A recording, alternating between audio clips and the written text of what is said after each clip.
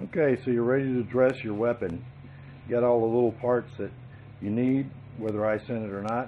Of course, you want to make sure your weapon's clear. Everybody knows how to do that. Press, check, open, slide, back, look out.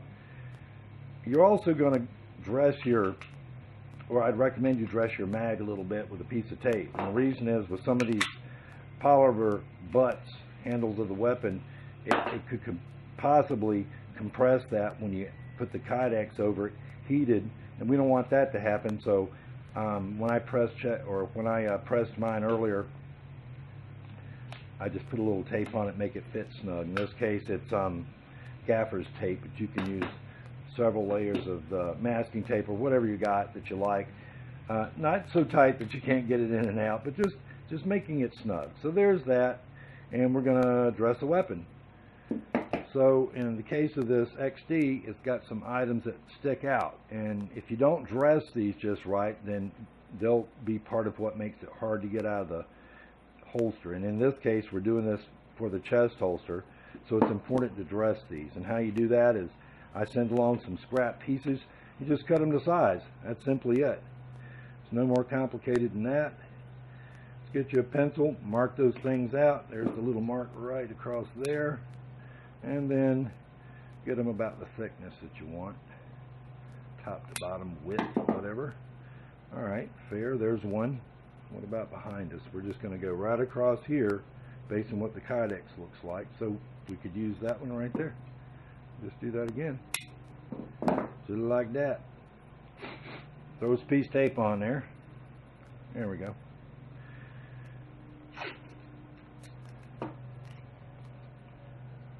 Boom, like that.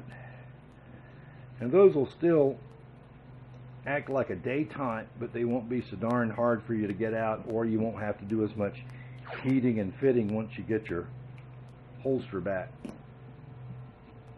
Just put a piece or two more over there, and it really does help, because you're going to run a tensioner on this like I do on all my molds. So there's that side. While we're here, let's go ahead and throw a little tape over the trigger guard, and I'll show you what we're going to do with that. And just kind of mush it down on there real good. Let's do us another piece.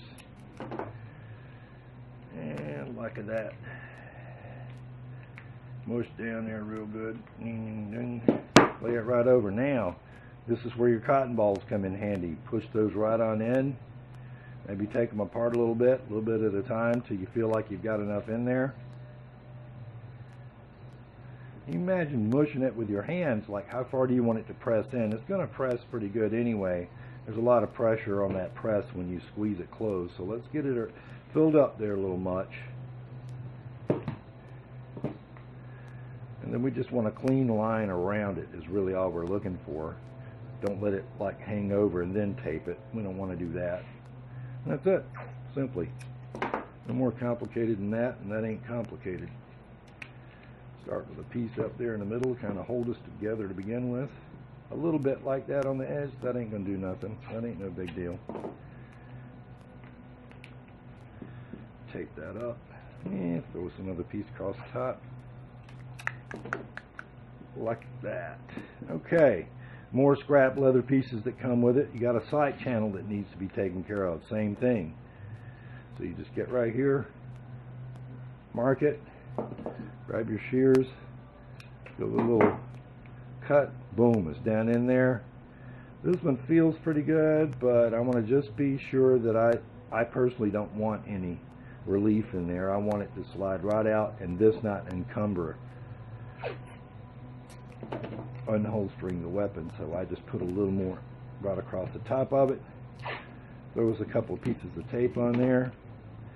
And this is my weapon, and if I was pressing, I'd put another one right across the rail too, especially if it's got one of those rails that looks like alligator skin. You may want to put several pieces just right in that area.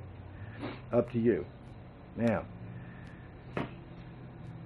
next is sight channel. And I talked about sight channel a minute ago, especially if you got suppressor sights or something like that. You may want to do something yourself on that. Otherwise, I'll send a pencil or a dowel like this. The tensioner has to be in there.